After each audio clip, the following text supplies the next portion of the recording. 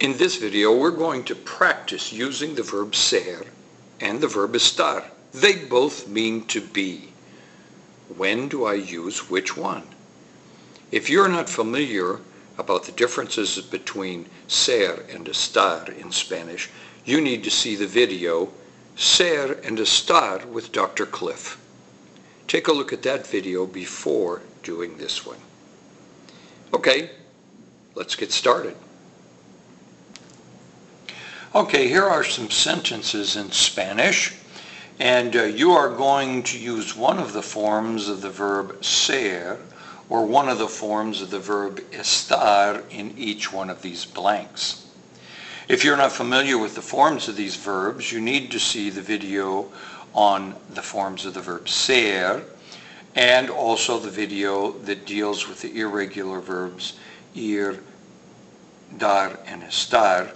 We'll give the forms of the verb estar, and then take a look at SER and ESTAR with Dr. Cliff.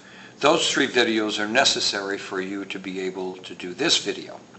So on a piece of paper, number from 1 to 5, and see if you can put in the correct form of the verb ser or the correct form of the verb estar in each one of these blanks. And stop the video, and then we'll be back in just a few seconds to see how you did.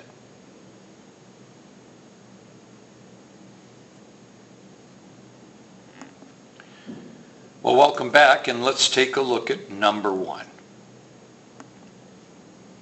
Yo estoy en la clase de español. I am in Spanish class. This deals with location. That's the L on Dr. Cliff. So we would use the verb estar. And the form for yo for that is estoy. Number 2. Carlos is de Costa Rica. Carlos is from Costa Rica. We're talking about where he's from. That's his origin. That's one of the O's on Dr. Cliff.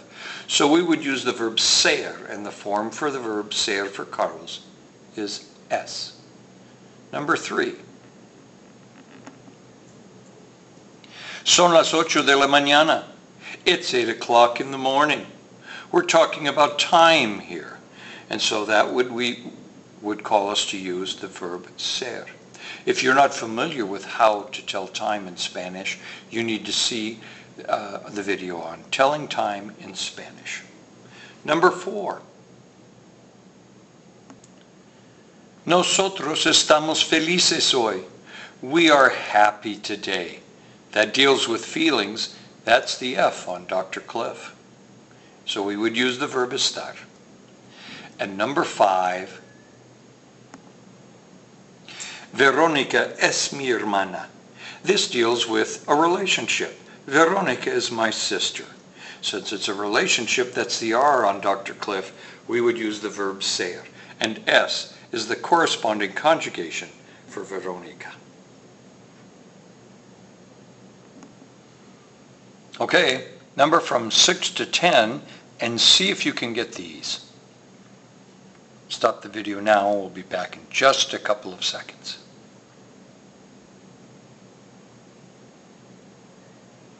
Okay, welcome back. Let's take a look at number 6. Mi computadora está rota. My computer is broken.